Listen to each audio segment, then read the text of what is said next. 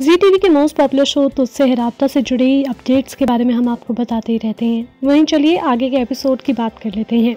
Episode की शुरुआत कल्याणी से होती है। वो कहती हैं कि किसी भी हाल में वो अपने बेटे बिल्लू को यहाँ ले आएंगी। वो कहती हैं कि मेरा बेटा जीवित है, मैं उसका स्वागत करूंगी और अपने कमरे को सजाऊंगी। मल्हार उसके पीछे चला जाता है। कल्याणी कहती हैं कि बिल्लू कहाँ सोएगा, हम उसके लिए नई खाट खरीदेंगे। वो कहती है कि मैं क्या बोल रही हूँ, अब उसकी उम्र 6 वर्ष हो गई होगी, वो हमारे साथ बिस्तर पर सोएगा। वो मल्हार से कहती हैं कि वो बिस्तर को बड़ा कर सकते हैं और उसे हमारे बीच सुला सकते हैं। वो अनुप्रिया और मल्हार से कहती हैं कि वो उसे खरीदारी के लिए ले जाए और उसके लिए कपड़े खरीदें। वो कहती हैं कि लेकिन मल्हार जी को इसकी अनुमति नहीं होगी क्योंकि उनका फैशन सेंस खराब है और वो और उनका बेटा शॉपिंग के लिए जाएंगे। वो कहती हैं कि वो उसे केवल फैशनेबल कपड़े ही बनाएंगी। वो मल्हार से कहती हैं कि अब आपको पतंग पर अपना नाम लिखने की ज़रूरत नहीं है। मल्हार का कहना है कि मैं उसे साइकिल की सवारी कराऊंगा। कल्याणी कहती हैं 3 टायर साइकिल की। मल्हार का कहना है कि आप एक माँ की तरह बात करती हैं और बताते हैं कि वो उसे 2 टायर की साइकिल ही चलवाएंगे। कल्याणी कहती हैं कि हम उसे एक साथ लाएंगे क्योंकि वो हमारा बेटा है। वो मल्हार से पूछती हैं हम यहाँ क्यों इंतज़ार कर रहे हैं। अनुप्रिया ने अपनी बेटी के जीवन में खुशियाँ लौटने के लिए भगवान का शुक्रिया अदा किया। अवनी ने बिस्तर पर कल्याणी के कान की बाली ढूंढी और अपने मोबाइल पर कल्याणी की तस्वीर देखकर इसकी पुष्टि की। वो सोचती हैं कि कल्याणी का झुमका यहाँ क्या कर रहा है और वो विक्रम की बातों पर यकीन करने लगती हैं।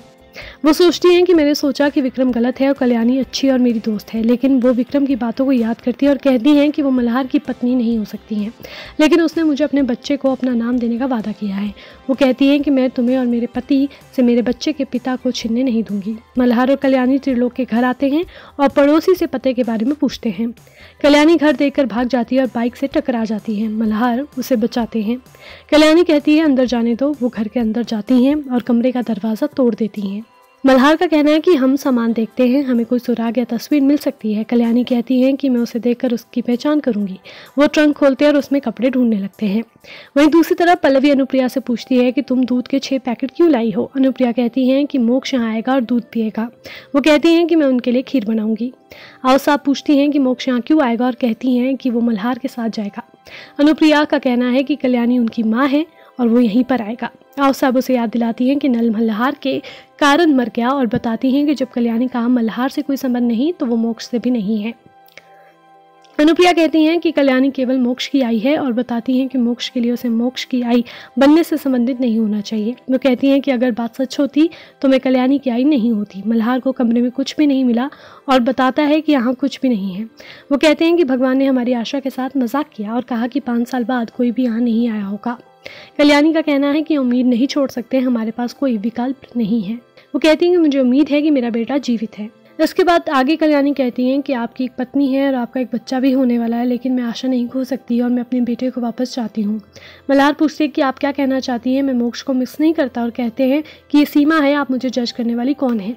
वो गुस्से में दीवार से टकराते हुए बाहर निकल जाते हैं और छत्ते के नीचे गिरते ही मधुमक्खियां मुक्त हो जाती हैं। कल्याणी मल्हार जी को चिल्लाते हुए कहती हैं कि मधुमक्खियों ने उसे काट लिया। मल्हार उसकी चीख सुनकर अंदर आता है।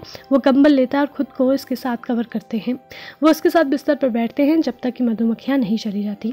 अवनी अनुप्रिया के पास आती हैं और कल्याणी के लिए चिल्लाती हैं। अनुप्रिया कहती हैं कि कल्याणी बाहर गई हैं। अवनी पूछती हैं कि क्या वो मेरे पति के साथ गई थी और वो झुमका दिखाती हैं जो उसने अपने बिस्तर पर पाया था। अवनी कहती हैं कि ये मेरे बिस्तर पर क्या कर रहा था, मैं विक्रम पर विश्वास नहीं करने के लिए पागल थी। उसने कहा कि उनका एक चक्कर चल रहा है। अनुप्रिया कहती हैं कि आप इस हालात में चिल्लाए नहीं और बैठने के लिए कहती हैं। अवनी उसे धक्का दे देती है और उसे नीचे गिरा देती है। आओ सब अनुप्रिया को उठने में मदद करते हैं। अवनी कहती हैं कि आप अपनी बेटी की गलतियों को छिपाते हैं और कहती हैं कि वो मेरा घर तोड़ रही हैं और आप उसे करने दे रही हैं। आओ साहब कहती हैं कि अनुप्रिया की गलती नहीं है। अवनी ने कल्याणी को श्राप दिया और कहा कि उसे अपने जीवन में पति या पुत्र का प्यार नहीं मिलेगा। अनुप्रिया उसे कल्याणी से कुछ भी नहीं बताने के लिए कहती हैं। आओ साहब अनुप्रिया को डराती हैं और बताती हैं कि अवनी का श्राप सच हो सकता है। वो सोचती हैं कुछ भी नहीं है। अवनी चपरासी द्वारा दिए गए पते पर जाएंगी और कल्याणी और मल्हार को एक साथ देखेंगी। अवनी अपने मोबाइल पर मैसेज चेक करती हैं और वहां ऑटो में जाती हैं। कल्याणी बिस्तर पर बैठी हैं। मल्हार हाथ में मरहम पकड़े हुए हैं। कल्याणी कहती है कि ये अच्छा है कि मधुमक्खियों ने उसे अपने चेहरे पर नहीं रखा। मल्हार अपनी पीठ पर मरहम लगाता है। अवनी वहाँ पहुँचती है और कमरे में मल्हार और कल्याणी को एक साथ देखती हैं। वो उन दोनों को क्लोज बैठे हुए देखकर गलत समझने लगती है। अब आगे आने वाले एपिसोड में क्या क्या होता है ये देखना काफ़ी इंटरेस्टिंग होने वाला है। आपको आज की रिपोर्ट कैसी लगी हमें कमेंट करके ज़रूर बताएं और इस सीरियल से जुड़ी जो भी लेटेस्ट अपडेट आएगी वो हम आप तक पहुंचाते रहेंगे।